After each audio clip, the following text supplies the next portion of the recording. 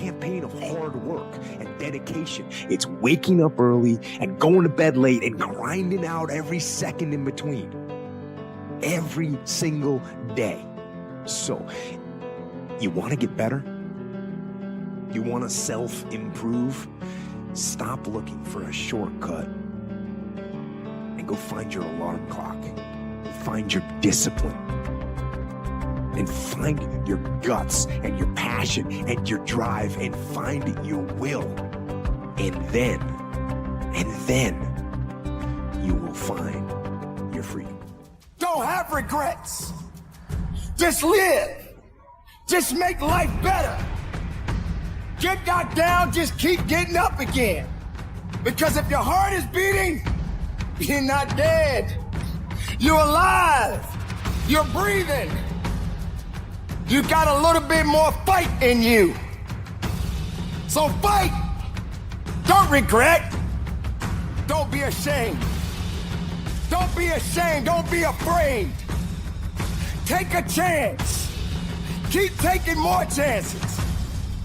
When other people are looking down on you, you keep looking up. But look up and look past the negativity. Because the ones that are looking down, they don't realize what you're doing to get back up. While they looking down, focusing on your failures, focusing on your misery, focusing on all of your hardships. They don't realize the fight that you have within you, that you're not gonna quit. Those days when I'm tired or worn out, what do? I get it done, even if I'm just going through the motions. I go through the motions. I don't really want to work out. I work out. I really don't want to hammer on a project. I hammer on the project. Don't really want to get up and get out of bed. I get up and get out of bed. Now, these could be signals that you need. And those signals might be right. But don't take it today. Wait until tomorrow. Don't give in to the immediate gratification that is whispering in your ear. You're not gonna give up. You're not gonna regret anything that you have been through. You're going to embrace it. You're gonna suck it up. You're gonna pony up. And you're gonna keep moving forward. You're gonna keep climbing up. And if you slip again, you're gonna get back up again. Because death ain't got no business in your life right now because you're still alive. Death has not showed up yet and knocked on your door and said it's over. Death ain't got no business with you right now. So stop dying inside.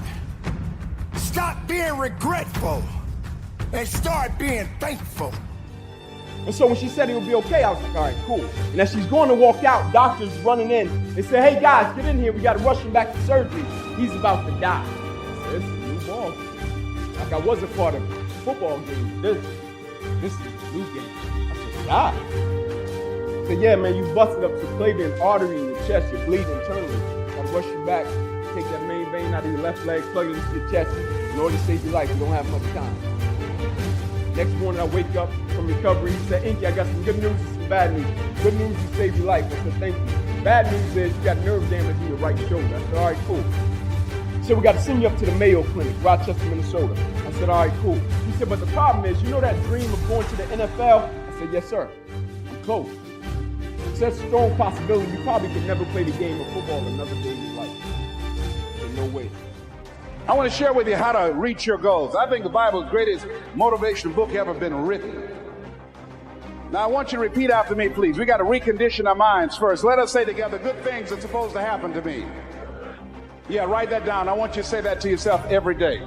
See, we live in a world where we believe that bad things are supposed to happen to us.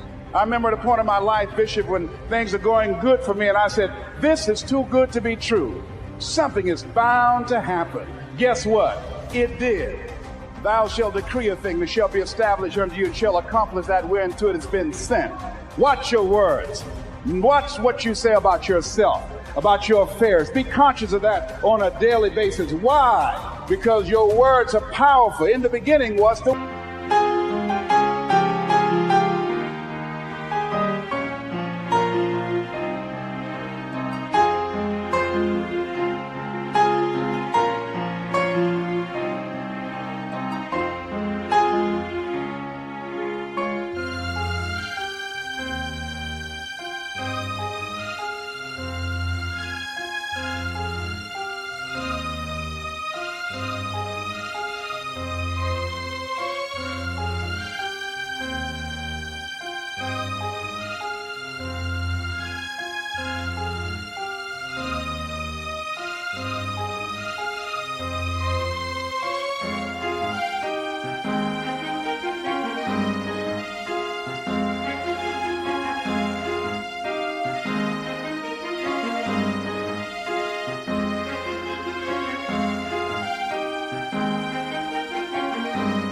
word. Life and death is in the tongue. Watch what you say. Never say I'm broke. Say I'm overcoming a cash flow problem. I hit him, and as soon as I hit him, it seemed as if every breath in my body left. I lost control of my body. Never happened to me before. Body went completely limp. It seemed as if every breath in my body left. I'm falling to the ground. Like, man, what's happening? And I black out. As soon as I hit the ground, I black out. Never happened to me before. I black out. I come back to. My teammates run over to me. Hey, Ink, get up, man. Let's rock. Let's go.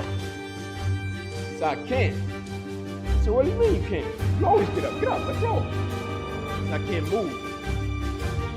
So there's a shot going from my neck to my toe. I can't feel anything.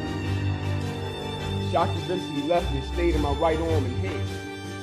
I remember as I was lying there, they were bringing the spine board out. They put me up on the spine board and said, Willem, you're off the field. I looked up to the sky and said, surely nothing has happened in this moment that can alter my life. This is what I love to do. They get me over to the ambulance. They said, man, we're going to take you to the hospital, run some CAT scans. We'll bring you back into your room. We'll tell you what's up. I said, all right, cool. They take me in the room. They run CAT scans. They bring me back into another room. And when they put me into the room in my hospital bed, my mother comes in. She kisses me. She prays for me. And as she's going to walk out, doctors rush in from the opposite side as my mother is walking out. And when my mother told me, son, you'll be all right, there was a certain element of peace attached to it. Because I have been with my mother my whole life. Me and my father, our relationship was pretty much a business relationship. Early years, he wasn't there. When I started playing sports, he came along in the picture, but I needed him to get out of my situation.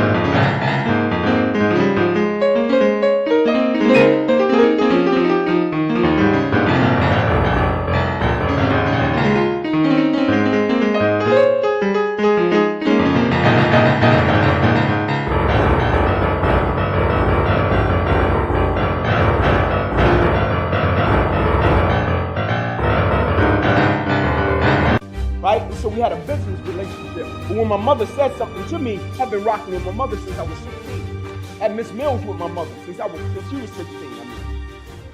Claim what you want, not what you don't want. So affirm good things are supposed to happen to me and begin to believe that. Begin to expect that. Now, I was talking to my oldest son, Calvin. We were going for a walk. And I said, Calvin, do you want to be successful? He said, yes, sir, Dad. It's okay. We kept on walking. Then I stopped and I looked him in the eyes. It's my namesake, my junior. I said, Calvin, we're looking at each other eye to eye now. Do you expect to be successful?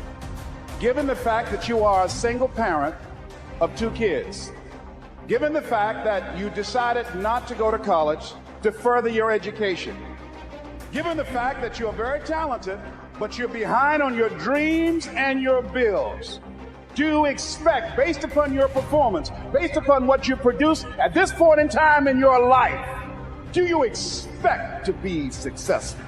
And Calvin got quiet. Because see, if you ask most people at the Manpower Conference, do you want to be successful? Do you want to live a life of productivity? Do you want to live a life of contribution? Do you want to be a better father? Do you want to have your own business? Are there dreams you want? Everybody will say yes.